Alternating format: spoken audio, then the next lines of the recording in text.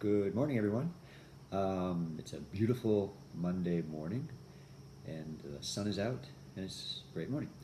I wanted to pop on here, excuse me, and talk about a couple different things that I learned this weekend. Um, and it has to do with tribes, or who are your peeps, who are the social networks that you hang out with that support you, who are your mentors, and it's important to have mentors and tribes, and how they tie into habits. So I was invited last night to this amazing, actually, my friend Chrissy invited me to this amazing event last night. It was a fire, and it was a bunch of people that I didn't know before, and we basically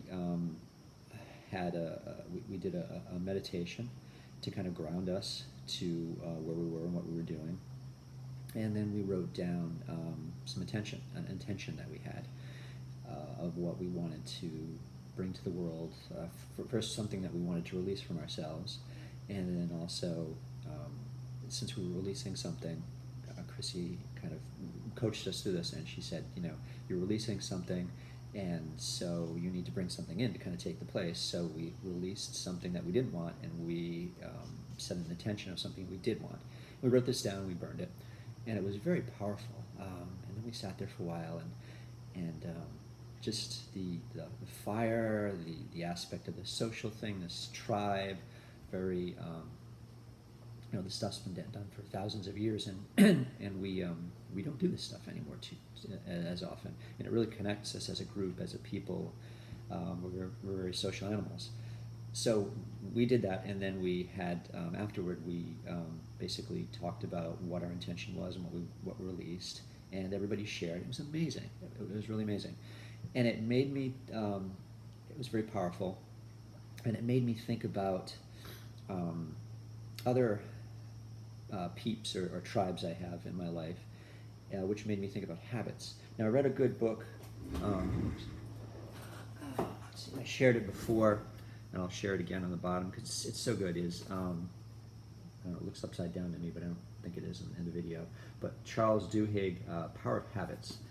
And in this, he talks about how habits are developed, and then how we can change habits that we want to change.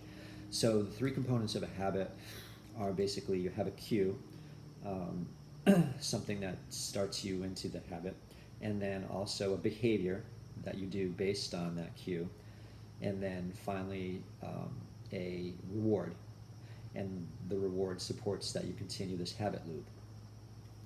And he talks in the book about, excuse me, how the most successful way to change habits and keep them changed is to have a group, a tribe. And it, for a number of reasons, it provides a social network, it provides accountability to you, it provides, the accountability piece is huge. And he talks about AA has used that amazingly successfully as a group. Where they have, they sign an accountability partner. I don't think they call it that, but an accountability partner or someone you check in with. And they're also a mentor as well. So I'll talk about mentors. So they're also a mentor as well, and you have this group that you're accountable to. You're going through the same thing. You can, this oftentimes people who are farther in the process than you are, so you can look up and see them. And what it does is it gives you this powerful thing, which is really, really necessary to change habits, is belief that you can change a habit.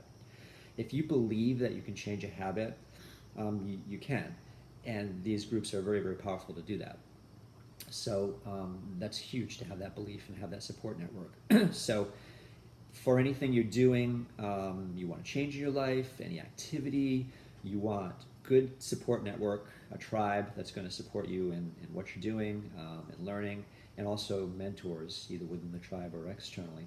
So that's really important. And I realized that I've got a lot of tribes, and you can have a lot of tribes. You don't just simply have one tribe. You can have a tribe for everything you're kind of maybe trying to do in your life. And I've had a long-term I had an awesome experience this weekend. 4 days of karate camp, and it was really cool. And I realized that, well, at the end when Sensei, my sensei in the group, he said we've been doing this for 6 years. I'm like, holy mackerel! This is 6 years we've been doing this. And so I have this tribe, this group of people that I get into, I'm close with, and we do karate stuff, and we support each other, physically and emotionally, and things like that too, to be better at what we're trying to do, and it's like this family. And then I realized, well, okay, so I've got some others too. Like I'm into music and I'm singing, so I've got my music peeps, my vocal peeps, and we do the same thing. We support each other. We do performances. We learn from each other. And then I've got this group of men that I've been meeting with. Kind of, they're all around the world, kind of thing, and we meet every once in a while. We get together, and that's another thing. We have an accountability partner, and we meet and we talk about issues, and it just helps us solidify our values and our goals and things like that. And then I've got a set of gym peeps that I'm doing too. And then all these different groups too, I've noticed that I have different strong mentors that have helped as well. It's really important to have a good mentor, someone you can look up to, someone that can help you through a process. Like with music, it's my music teacher. With karate, it's my sensei. He's amazing. And actually now, really, with this new spiritual, aspect that I did last night with this, this was pretty amazing too. So that's kind of what I just want to pop on here. The importance of having peeps in your life, or a tribe to work with and try to get through your whatever you're trying to learn, or whatever issues you're trying to change, trying to address, or habits you're trying to address. Very, very important in your life. So hope that's helpful.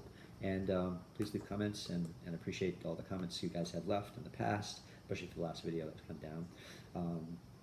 And actually, getting back to that a little bit too, where I talked about the circle of life. Actually, it's a sign of ups and downs in life. When I did that last video, I was kind of down, right?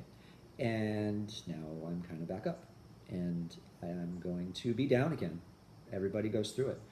And one of the things that someone was talking about, actually, it was kind of a common theme last night, is I heard it a few times, and I was thinking about it myself, is where we really have resistance and where we really kind of torture ourselves is when we fight this natural curve of life.